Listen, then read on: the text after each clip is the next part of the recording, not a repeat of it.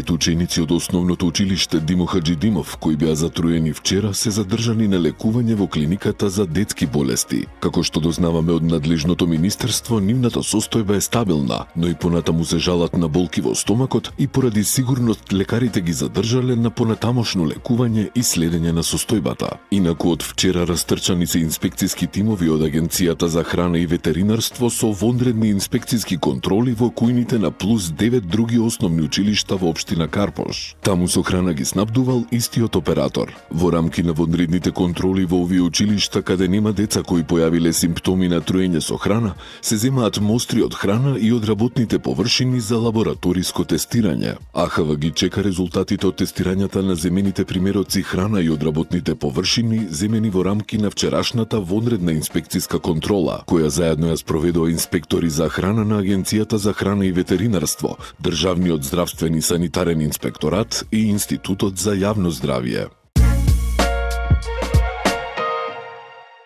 Ученици од Скопското училиште Димо Хаджидимов вчера се пожалија на стомачни болки и повраќање по ручекот во училишната менза. Ова повторно ги отвора прашањата: каква храна јадат учениците? Дали се задоволени хигиенските услови? Кој ја обезбедува храната? Има и многу други прашања, но сепак најглавното е дали нашите деца на кои училиштето им е како втор дом се безбедни. Минатата недела Агенцијата за храна и ветеринарство ги чешлаше сендвичарите и бурекджилниците во непосредна близина на училиштата. Кај многу субјекти беше откриено продавање на небезбедна храна, незадоволителни хигиенски услови, а некои воопшто не биле регистрирани како оператори со храна, ниту пак вработените имале спроведено задолжителен здравствено-санитарен преглед. Ова е многу загрижувачко. Оти и во минатото имавме слични случаи. Пред 2 години 3 училишта во општина Карпош беа приморани да ги затворат кујните по случај на труење со салмонела. Проблемот не е само во исхраната на учениците, туку и со тоа кој ги контролира мензите,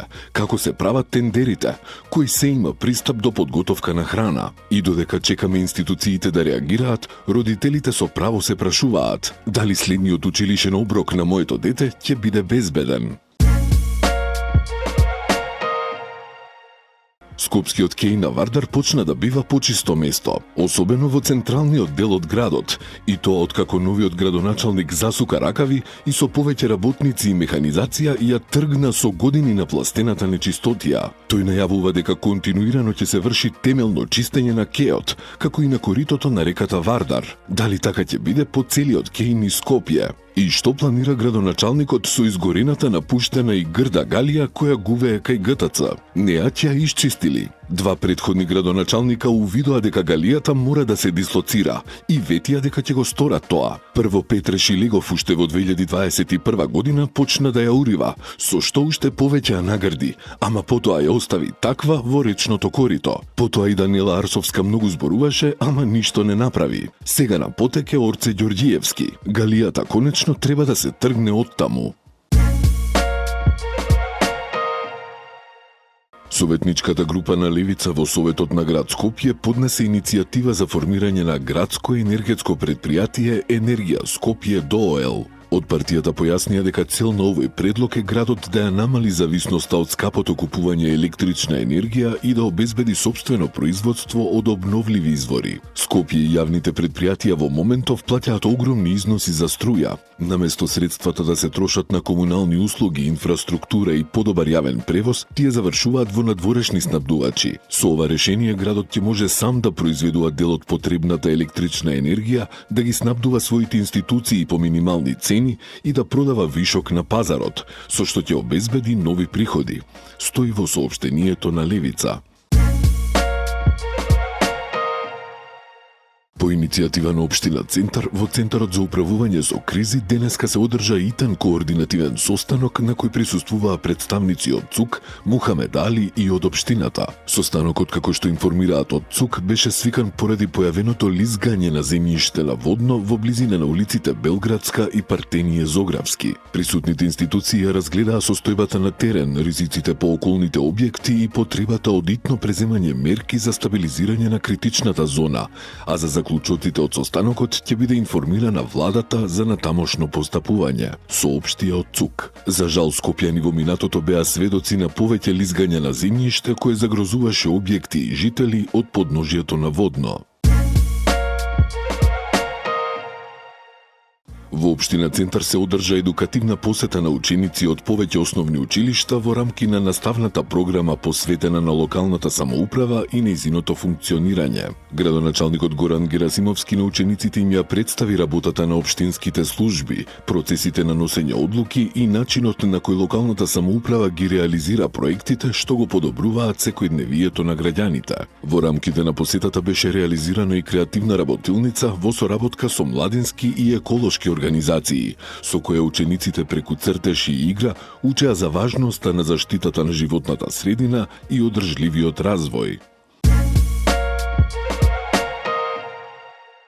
На локација во близина на поранешен Ентер, градоначалникот на аеродром Дејан Митески заедно со ученици од основното училиште Љубен Лапе и општински советници засадија 100 нови високостеблести платани. Со ова нашата општина традиционално се приклучува на регионалната екоиницијатива Trees of Friendship, која по 6-ти пат ги обединува градовите од Западен Балкан. Силно верувам дека секое дрво е нов здив за нашиот град, нова сенка за нашите деца и нов дом за природата, истакна Митески. Тој додаде дека според новото правило што го вовеле на првата седница на Советот, за секои 10 метри квадратни новоградба се засадува еден нов садник на јавна површина.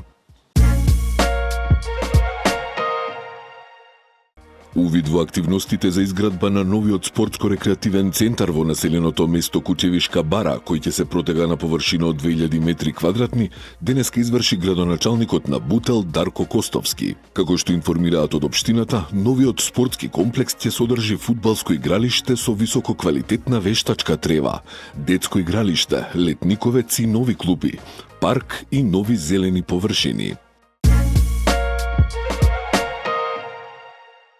Под влијание на циклонска активност со центар над Медитеранот и на поладен воздух од север, викендов во цела Македонија времето ќе биде облачно и релативно ладно со многу дожд. Врнежите повремено ќе бидат обилни и поројни, а ќе дува и засилен ветер од северен правец. На повисоките планини ќе врне снег. Поради навлегувањето на ладен воздух од север за време на викендот, особено во недела на 30 ноември, врнежи од снег може да има и на пониските места. И во Скопје и околината времето ќе биде облачно и врнежливо со повремени обилни дождови. Скопјани ќе може да го почувствуваат и првиот снег на Скопска Црнагора. Дневните температури значително ќе се намалат и ќе се движат во интервалот од 3 до 11 степени, а во Скопје температурата ќе биде до максимум 7 степени.